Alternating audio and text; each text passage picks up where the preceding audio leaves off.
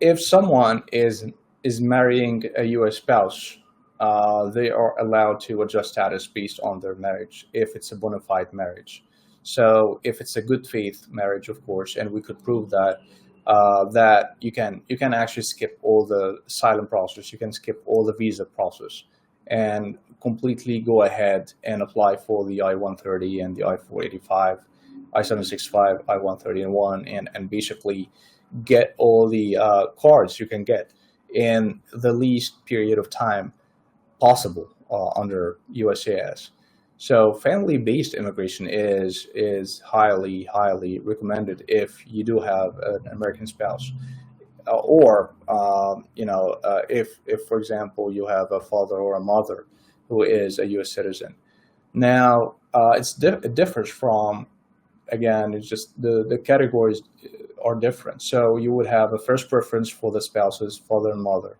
And first preference is actually for the spouse, second preference is for the mother and father. Third preference will go towards sons and daughters, and fourth would be the brothers and sisters. So the lower the preference, the more years you would have to wait. Otherwise, there is no interrelation between visas or seeking asylum and family-based immigration. We can see some cases where basically a person who is applying for asylum in the middle, having a CO8 card, for example, pending asylum, waiting for the interview, he may actually marry someone in the process.